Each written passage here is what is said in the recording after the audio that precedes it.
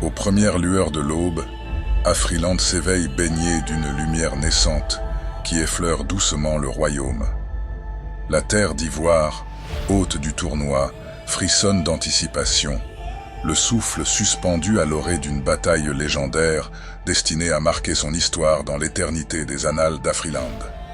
Ce jour voit le dénouement du tournoi de Dame Coupe, une ultime confrontation pour sceller le destin de cette épopée, la grande finale. Les tambours résonnent, pulsant au rythme de l'effervescence ambiante, tandis que les trompettes annoncent avec allégresse l'entrée triomphale des héros. Au cœur de cette liesse, l'arène se dresse, majestueuse, prête à accueillir l'affrontement entre les vaillants éléphants d'ivoire et les intrépides Super Eagles, sous le regard captivé de tout Afriland. Dame Coupe, objet de toutes les convoitises, fait une entrée spectaculaire, portée à bout de bras par deux figures emblématiques de la terre d'ivoire, Tebili et Gadji. Ces deux guerriers légendaires, ayant autrefois mené avec bravoure la tribu des éléphants d'ivoire, incarnent le glorieux passé et le présent vibrant du royaume. Ensemble, ils présentaient Dame Coupe, éclatante de gloire entre leurs mains, sous les regards ébahis du peuple d'Afriland, rassemblé en masse dans l'arène, témoins privilégiés de ce moment d'unité et de fierté. Les éléphants d'ivoire, portant sur leurs épaules les espoirs de toute une tribu, mus par un désir profond de rédemption et animés d'un esprit de revanche, se dressent face aux majestueux Super Eagles. Souverains et dominateurs des courants aériens, sous la conduite du guerrier implacable Ossie James, l'aigle masqué, guerrier le plus émérite d'Afriland à ce jour. Sa gloire, acquise au cœur des batailles navales tyréniennes pour le Parthénopéi dans la squadra Azzurra, richissime et élégant royaume des terres d'Ouest, éveille un mélange de respect et de défi parmi les rangs adverses. Les éléphants, loin d'être intimidés par la renommée de leur adversaire, sont emplis d'une soif de revanche, brûlant de rendre hommage à leur tribu qui leur a donné cette seconde chance, mais surtout honorer dignement l'excellence de l'organisation de cette édition sur la terre d'espérance et d'hospitalité. Êtes-vous captivé par Afriland et la légende de Dame Coupe? Voulez-vous explorer encore plus cette saga épique? Soutenez notre projet de livres illustrés pour enfants en réservant dès à présent les premiers volumes des 3 tomes sur la nouvelle équipe.ci/Afriland. Profitez d'un tarif spécial de précommande de 3000 francs CFA payables uniquement lors de leur sortie. Ne manquez pas cette aventure extraordinaire. L'ensemble des contrées d'Afriland et au-delà, partant des terres d'Ouest au territoire du Douar oriental, s'accorde à dire que les efforts déployés dans l'organisation ont tenu la promesse d'un tournoi mémorable. Cette édition, acclamée de tous comme la plus réussie à ce jour, est le résultat du dévouement sans faille d'un royaume uni sous la direction éclairée de son souverain. Sa Majesté Alboua, premier du nom, dit Boua le bâtisseur, grand artisan de cette réussite organisationnelle.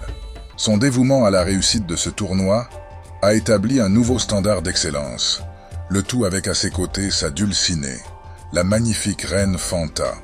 Alboua, visionnaire et gardien de l'unité de la terre d'ivoire, convoqua ses plus fidèles conseillers, Mambé la main du chef et le grand maître Amichia, pour entamer une quête grandiose en préparation de l'organisation de cette édition du tournoi de Dame Coupe.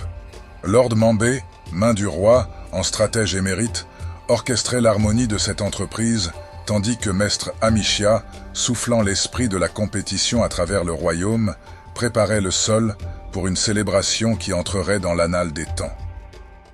Ensemble, ils embrassèrent une odyssée de transformation, élevant 6 grandes arènes dignes des légendes que sont l'arène Alboua d'Ebimpe, épicentre du tournoi, majestueuse et imposante forteresse d'architecture, l'arène Poku de San Pedro, bercée par le murmure des vagues, l'arène de Yakro, pulsation vibrante de la capitale, l'arène de la paix, refuge de l'âme du pays, l'arène du Poro, le trésor du septentrion, et enfin l'arène Boigny de Babisud, hommage à feu Nanan Diaboigny, patriarche de la tribu.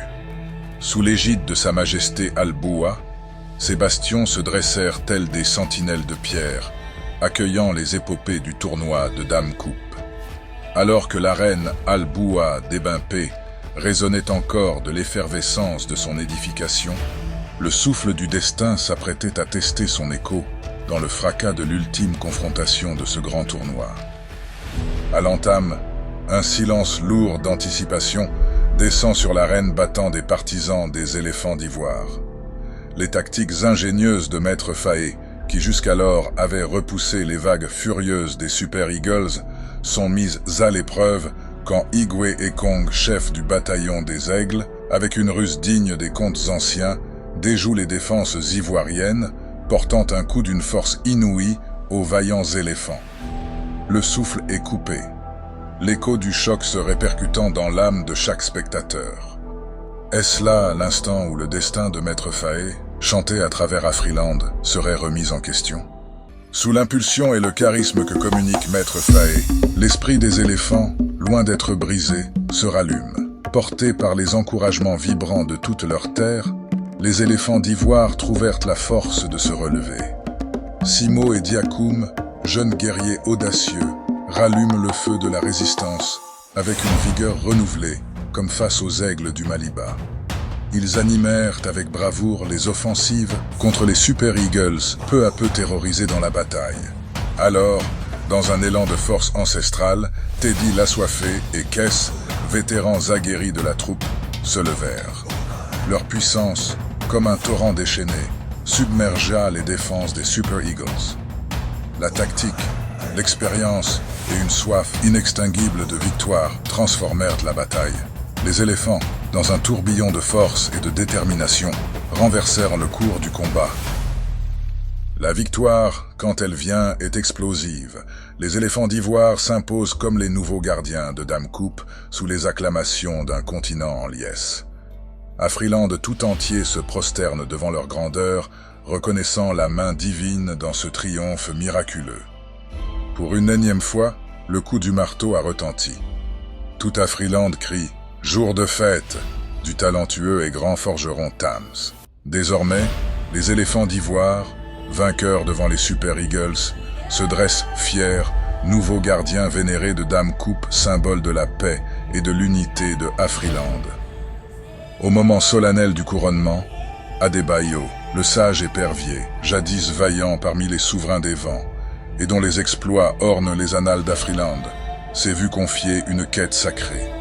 Malgré les marques du temps, son esprit demeure vif et sa mission claire, porter Dame Coupe, éclat de paix et d'unité à travers les cieux. N'oubliez pas, vous pouvez soutenir notre projet de livres illustrés pour enfants en réservant dès à présent les premiers volumes des 3 tomes sur la nouvelle équipe.ci/Afriland. Profitez d'un tarif spécial de précommande de 3000 francs CFA, payable uniquement lors de leur sortie. À très bientôt pour une nouvelle aventure extraordinaire. Son vol majestueux vers le trône, où les éléphants d'ivoire s'apprêtent à être couronnés nouveaux gardiens de l'harmonie d'Afriland, annonce une ère nouvelle, succédant au règne mémorable des lions de la Teranga. Ainsi s'accomplit la destinée des nobles éléphants d'ivoire, désormais détenteurs de Dame Coupe, élevés au rang de gardiens du sacre de la paix ancestrale d'Afriland. Triomphants, ils brandissent le trophée sous le scintillement des étoiles, témoins éternels de leur gloire retrouvée. La coupe s'élevant comme un phare de victoire dans la nuit, célébrant l'unité et l'harmonie retrouvées sous les auspices de la voûte céleste. Dans le sillage de cette victoire éclatante des éléphants, c'est aussi Al-Boua qui est célébré. Sa vision, son leadership et sa capacité à unir les peuples dans la diversité sont reconnus et respectés. Les chants de louanges s'élèvent non seulement pour les guerriers sur le terrain, mais aussi pour ce souverain qui a su, par sa sagesse, guider son peuple vers une gloire sans précédent. Alors que les feux de la célébration illuminent le ciel nocturne d'Afriland, le nom d'Al-Boua résonne. Son héritage, forgé dans l'arène de ce tournoi, continuera d'inspirer les générations futures, rappelant à chacun le pouvoir de la vision, de la détermination et de l'unité dans la création d'un avenir prometteur pour tous. Alboua, érigé au centre de l'arène, embrasse du regard l'éclat renaissant de sa tribu. Sa main, ayant tissé les fils de cette célébration avec une précision d'orfèvre, de l'accueil des alliés aux cérémonies d'inauguration, a façonné un tournoi gravé dans les mémoires. Son œuvre, bien au-delà de la simple tenue des joutes, a tissé dans l'âme de chacun, spectateur ou héros, le sentiment profond d'être une part de la grande mosaïque d'Afriland. Au cœur de la nuit, alors que les célébrations illuminent les ténèbres et que les étoiles montent la garde sur Afriland, le royaume tout entier palpite d'une satisfaction profonde, celle d'une épopée magnifiquement narrée. Dans l'air flotte la promesse d'une nouvelle aventure, celle qui mènera les cœurs et les esprits vers les sommets majestueux des montagnes de l'Atlas, prélude d'un nouveau chapitre à écrire dans le grand livre des légendes d'Afriland.